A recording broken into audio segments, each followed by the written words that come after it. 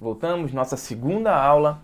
A gente vai agora começar a entrar nas regras, nas normas. No nosso primeiro encontro, eu falei ali da diferença, né, entre a contabilidade pública e a contabilidade privada, e agora a gente vai começar, e a gente viu um pouco de legislação, entendeu um pouquinho mais. Agora a gente vai começar a entrar nos pormenores. Então a gente vai verificar até um pouco da evolução da contabilidade pública. Vamos lá na tela. Então eu tenho aqui, ó, a contabilidade pública, assim como a contabilidade financeira, e aqui eu já tinha comentado lá na nossa primeira aula, né? Passou por várias mudanças devido a essa internacionalização da contabilidade. E no caso da contabilidade pública, muitas aconteceram em 13, 14, 15 e 16, até o ano passado. E se a gente for parar para pensar na contabilidade financeira, desde 2000 e pouquinho, ali 2002, 2003, a gente já tem algumas mudanças. Mas na pública é um pouco diferente. Então, atualmente, o MCASP, que é esse Manual de Contabilidade aplicado ao setor público, ele já está na 10ª edição. Essa 10ª edição é ali 2016, 2017, é bem na virada do ano. E ele é dividido em várias partes, que elas tratam lá. Primeiro, a parte 1 dos procedimentos contábeis orçamentários. Parte 2, procedimentos contábeis patrimoniais. A parte 3, os procedimentos contábeis específicos. A parte 4, o PCASP, que é o Plano de Contas aplicado ao setor público, que esse sim, esse tem bastante detalhe para se preocupar. E a parte 5, também um pouco grande, que são as demonstrações contábeis aplicadas ao setor público. Então essas alterações, por que elas ocorreram, né? Elas visam promover, assim como na societária elas fizeram também, né, a transparência das contas públicas e também a padronização dos procedimentos, isso para as 3 esferas do governo. Aqui as 3 esferas, eu digo municipal, estadual e federal. Não é poder executivo, legislativo e judiciário, que a gente está falando de esfera e não de poderes. Então não confundam essas coisas. Então a gente acaba consolidando as contas públicas, mesmo porque a gente tem hoje o que a gente chama de conta única do tesouro. Então você tem uma arrecadação que ela é meio por cascata, né? O IPVA, por exemplo, é um imposto estadual. Mas é um imposto estadual e que quando você paga o IPVA do seu veículo, 50% do valor que você pagou no dia seguinte está na conta disponível para o município em que o seu carro está registrado. Então a gente já começa a identificar certas particularidades e que a contabilidade pública deve se preocupar com tudo, não só com o municipal, não só com o estadual e não só com o federal. Pois bem, seguimos. Bom, além disso, esse novo modelo, né, porque se você for parar para analisar o MCASP, que é esse Manual de Contabilidade aplicado ao setor público, ele é um novo modelo de contabilidade pública. E ele tem o objetivo de quê? Fazer com que esses padrões internacionais sejam aplicados aqui no Brasil. Então a gente vai fazer essa convergência para os padrões internacionais de contabilidade estabelecidos nessas normas internacionais. E para que esse modelo? Ele tem que resgatar a contabilidade como uma ciência. São as ciências contábeis, né? Que vocês fizeram lá o curso de graduação, assim como eu também já fiz, faz alguns anos lá, né? E nesse caso o patrimônio também é o objeto de estudo. Assim como na contabilidade financeira ou na contabilidade geral, o patrimônio é o objeto de estudo. Eu estou falando de contabilidade pública, então qual que é o objeto da contabilidade pública? É o patrimônio público. Acabou. Não tem mistério, não tem pegadinha. Então aqui é igualzinho, não muda nada. Seguindo, o decreto número 6976, lá de 2009, já está velhinho, estabeleceu alguns objetivos para poder promover adequações que eram consideradas necessárias, né, para a convergência a esses padrões internacionais de contabilidade. Então, primeiro aqui, estabeleceu algumas normas, alguns procedimentos contábeis para a federação, por meio de elaboração, discussão, aprovação e também a publicação do MCASP. Então, como eu falei, a gente já está na 7ª edição. É uma pataca de 400 páginas. Está disponível na internet. Eu não aconselho vocês a baixarem isso para estudar, porque é muita página para você resolver lá 5, 6 questões, que normalmente é a quantidade que cai no máximo no exame de suficiência. Já coloquei a coisa resumida aqui para você não precisar sair atrás do MCASP. Ah, mas Michael, eu gosto muito de ter essas coisas. Então entre lá na internet, você se quiser ir direto via Google, você pode baixar MCASP e vai estar lá a 7ª edição. Você tem o PDF totalmente livre, ele não precisa ser pago nada, você não está fazendo nenhum tipo de pirataria baixando esse arquivo da internet, porque ele é aberto, ele é público. E você pode ter lá as suas 400 e poucas páginas de conteúdo. Como de novo eu falei, não aconselho ninguém a estudar para o exame de suficiência pelo MCASP, porque não é só aquilo, é muito mais coisa do que o MCASP. Então a gente mastiga, a gente sabe que a banca vai acabar cobrando em relação a pontos conceituais, então não tem por que olhar o MCASP inteiro, mesmo porque tem coisa lá que é basicamente para poder complementar outros assuntos que são vistos, então não tem por que a gente ver mais de uma vez. Bom, aqui é a primeira parte. Segunda, manter e aprimorar o plano de contas aplicado ao setor público. Então aqui a gente está falando de PCASP. Terceiro, padronizar as prestações de contas e os relatórios e demonstrativos de gestão fiscal, por meio da elaboração, discussão, aprovação e publicação do Manual de Demonstrativos Fiscais. Se a gente for parar para pensar na Lei de Responsabilidade Fiscal, ela já prevê uma série de demonstrações, melhor falando, uma série de relatórios que devem ser apresentados pelos órgãos públicos. São 2. E isso, quando foi criada a Lei de Responsabilidade Fiscal lá no ano de 2000, a Lei Complementar 101, ela já foi criada com base em vários experimentos bem-sucedidos de outros países. Aí você já coloca em vigor uma obrigatoriedade, por exemplo, de publicação, de divulgação, né, do relatório resumido da execução orçamentária. O que é isso? Você, de maneira resumidamente, vai mostrar como foi gasto o seu dinheiro. Muito simples. Um outro, segundo relatório, que também é obrigatório pela Lei de Responsabilidade Fiscal, é o RGF, é o Relatório de Gestão Fiscal. Como está a gestão? A gente vai buscar melhorar a vida do pessoal que mora em determinado bairro. De que forma a gente vai fazer isso, vai fazer aquilo, aquilo outro. Como a gente vai, então, construir primeiro um viaduto para depois fazer o asfalto da rua que fica do outro lado do viaduto. Então, essa quantidade de informações, ela deve vir também com qualidade, para poder fazer com que eu possa entender, com que você possa entender, quando de repente alguém que não tenha tanto conhecimento técnico de contabilidade também possa entender. Porque é muito fácil eu explicar para você algum ponto financeiro e depois tentar explicar da mesma forma que eu expliquei para você para um engenheiro mecânico. Ele tem muita noção de cálculo, mas talvez a de regra contábil ele não vai ter. Um psicólogo para entender também essa parte de gestão fiscal é um pouco mais complicado. Então ali a informação ela tem que ser transparente. Ela tem que fazer com que todo mundo possa entender. Tem que ser algo completamente compreensível. Então, seguindo aqui, o Manual de Demonstrações Fiscais, né, demonstrativos fiscais.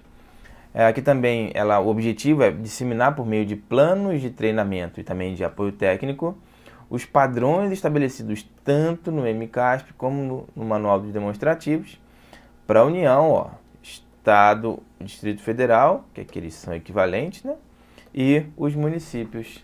Tá vendo? As 3 esferas, município, Estado ou Distrito Federal e nação. De novo, como eu falei, aqui estão pontos do MCASP.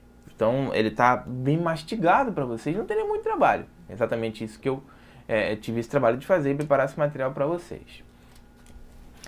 Também elaborar as demonstrações contábeis consolidadas da União. Olha, consolidadas, eu vou marcar isso daqui porque isso é importante.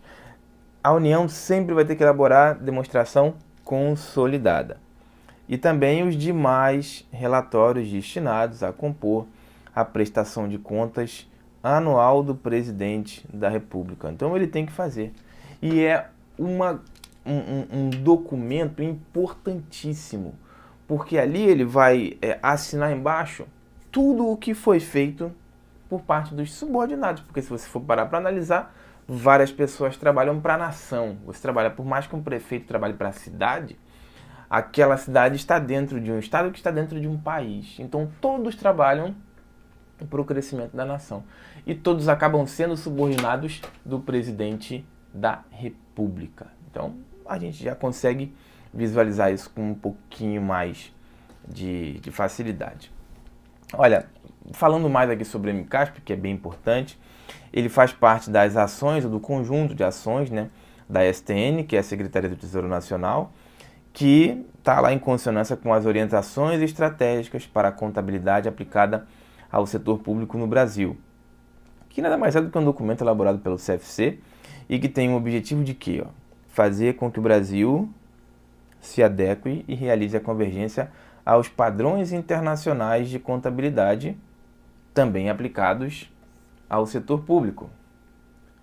Ainda, implementação de procedimentos e práticas contábeis que permitam o reconhecimento, a mensuração, a avaliação e a evidenciação dos elementos que integram o patrimônio público. Olha, você tem que reconhecer, mensurar e avaliar. Muita gente fala, mas mensuração e avaliação não é a mesma coisa. Olha, mensuração é você simplesmente retirar as medidas. E você avaliar é, de repente, você verificar se vale o que está escrito. Então não é exatamente a mesma coisa. Por exemplo, você tem um carro que vale... Você comprou por 30 mil reais. Então aquele carro, se você for mensurar o valor desse carro, ele é 30 mil reais. Por quê? Você vai somar peça por peça. É o que está na nota fiscal, 30 mil reais. Mas aí depois de 2 anos, se alguém te pergunta quanto que aquele carro vale, você vai falar, ele não tem valor. Porque a pessoa que me deu, de repente, faleceu. Ou a pessoa que me deu agora é uma pessoa muito famosa e por ela ter me dado esse carro, agora esse carro vale mais, porque eu digo que foi o fulano que deu. Então o carro está avaliado com um valor muito maior. Então a mensuração não é exatamente a mesma coisa do que a avaliação. Só para a gente poder ter isso também, um conceito mais claro. Implantação do sistema de custos no âmbito do setor público brasileiro. Aqui eu coloquei em vermelho porque antes a gente não tinha um sistema de custos formalizado. A gente tinha sim o controle de custos, porque toda empresa tem que ter. Empresa pública, empresa privada, enfim. A gente em casa tem o nosso controle de custos. Então será que um governo gigantesco como é o governo brasileiro, que controla um país que tem dimensões continentais, não vai ter um sistema de custos? Não controla os custos? Sim, se controlavam os custos ou, de certa forma, buscavam uma maneira de ter esses custos ali um pouco mais próximos do controle, mas você não tinha um sistema formalizado. Aí chegou o MCASP, vamos criar então um sistema formal de custos, para que a gente não tenha nenhum gap com relação à normatização e, consequentemente, ao controle dos custos. Por que você não pode controlar o que não tenha padrão? Por exemplo, se para quem tem filho, isso é bem fácil para entender. O que é uma nota boa? Se o seu filho não sabe, não tem as referências do que é uma nota boa, qualquer nota vai ser legal. Qualquer nota vai ser suficiente. Que aí ele chegar em casa, te mostra o boletim cheio de nota 6. Aí você fala, mas meu filho, que desgraça de boletim é esse? Só tira nota 6. Aí ele fala, mas pai, ou mãe que seja, quando fui olhar a média da turma era 4,5. E maior do que a minha nota só teve de uma pessoa. E a gente está em 100 alunos na sala. É a referência. Agora, se ele chega e fala, todo mundo tirou 10, só eu tirei 6, é a referência também. Então a mesma coisa é na contabilidade pública. Você precisa ter referência para poder controlar. Será que o gasto indo de 2 milhões para 2 milhões e meio nesse ano se justifica? Houve um aumento de 500 mil, que dá 25% em relação ao valor inicial. Aí você pensa, 25% é muito, é pouco? Eu não sei. O sistema de custos precisa me dar essa informação. Precisa me dizer se eu tenho a necessidade de avaliar aquele valor, de controlar aquilo um pouco mais, porque às vezes a inflação está em torno de 40% e aquele gasto só aumentou 25%. Então, se você for parar para analisar, até foi feita uma boa gestão. Mas se não tem inflação, o aumento de 25% precisa ser explicado. Então, tudo é referência. E se você não tiver um sistema de custos, que é a referência, você não tem como controlar nada. Você não tem como saber se algo está bom ou se está ruim. Ok? Então, Tomara que isso tenha ficado claro para vocês. Vamos seguir. Aqui o sistema de custo, como eu falei, né? E também a melhoria das informações que integram as demonstrações contábeis e também os relatórios, não só demonstrações, né? Mas também os relatórios que na prática servem como paralelo para as notas explicativas. A consolidação de todas as contas nacionais. E aqui eles possibilitam a avaliação, o manual, né? Possibilita a avaliação do impacto das políticas públicas e da gestão nas dimensões social, econômica e fiscal. Então, esses são os 3 focos principais quando a gente fala de gestão pública. Você tem que estar bem economicamente, com dinheiro para gastar, com uma arrecadação justa e com um comprometimento. Se você tiver tudo isso, você tem uma boa gestão fiscal. Está aqui. Então eu tenho, de certa forma, uma boa referência. Então, aqui eu falo de possui 3 diretrizes. Diretriz 1, promover o desenvolvimento conceitual da contabilidade pública aqui no Brasil. Esse é um objetivo muito bonito, né? Uma coisa inclusive muito romântica.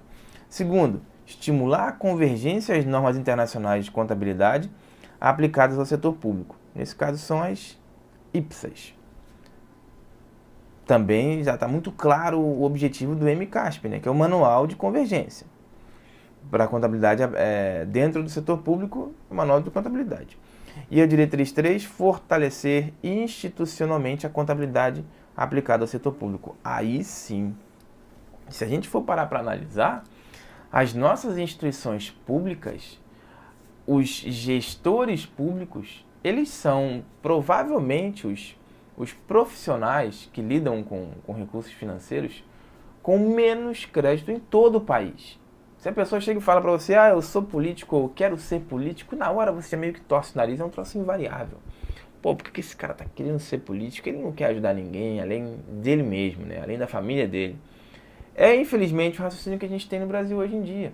A gente não se preocupa muito com o próximo. E os políticos já deixaram isso muito claro quando a gente puxa o nosso histórico aí de mais de 500 anos. A gente sempre tem a população esperando e morre esperando. É muito comum de morrer esperando, infelizmente, num país que a gente sabe que tem muita riqueza, tem possibilidade de fazer todo mundo ter uma vida, pelo menos com um mínimo de dignidade. Bom, mas a gente não está aqui para discutir isso, né? A gente está aqui para ver contabilidade pública. Então, procedimentos das partes que a gente tinha visto lá do MCASP, né? A parte 1, que é dos procedimentos contábeis, já são observados desde 2013. Lembra que eu falei que 13, 14, 15, 16 foram os anos de mudança, né, de inclusão e tal, para chegar na 7ª edição. A parte 2, ela já é adotada desde o fim do exercício de 2014, um ano depois, né, se a gente compara. Já a parte 3 é adotada pelos entes da federação desde 2013, confere com a parte 1, enquanto que as partes 4 e 5 também são adotadas desde 2014. Então, se a gente for parar para ver da parte 1 até a parte 5, a gente já tem em vigor desde 2014. Porque 13 era antes e depois a gente tem algumas outras, só mudando a data de 13 para 14.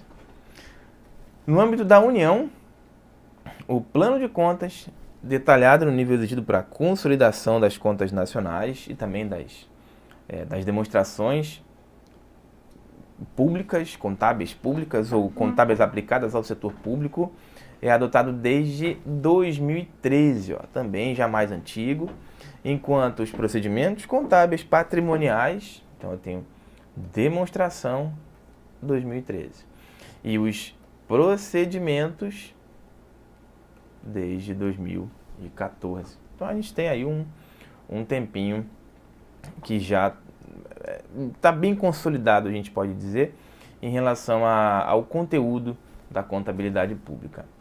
Então aqui, o que a gente tem para verificar? A gente já viu o objeto, agora a gente vai ver o objetivo. O objeto é o patrimônio. Pensando em contabilidade pública, o objeto é o patrimônio público.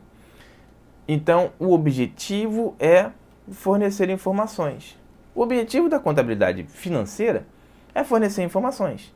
O objetivo da contabilidade pública é fornecer informações sobre o patrimônio da entidade pública, analisando e controlando não apenas o aspecto material do patrimônio, só que também isso na ótica financeira e na ótica econômica.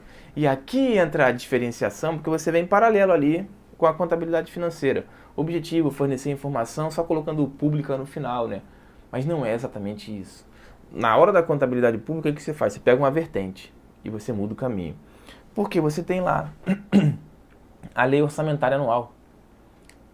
Obviamente, ela é anual. Você tem que todo ano se preocupar com a forma de gasto dos recursos públicos. E isso tem para o município, tem para o Estado e tem para a União.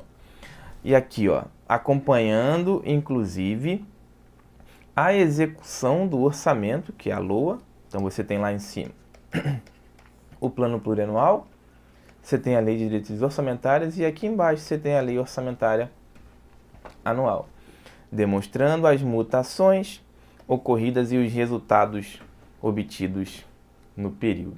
Então, a gente já consegue identificar isso e ainda passar com um complemento do objetivo. O objetivo principal da contabilidade pública é o de gerar e evidenciar informações de caráter orçamentário, financeiro e patrimonial. Então, a gente tem essas terceiras características, essas três no caso. E se a gente for parar para pensar na contabilidade financeira, você não tem tanta preocupação em registrar o orçamento. É aqui que está a diferença. Ok, meus queridos? Paramos por aqui. É uma enxurrada de conteúdo. Eu tento ir mais cadenciado do que eu posso, mas às vezes não dá. Às vezes tem que ser muito conteúdo mesmo. A gente volta no nosso terceiro encontro. Tchau!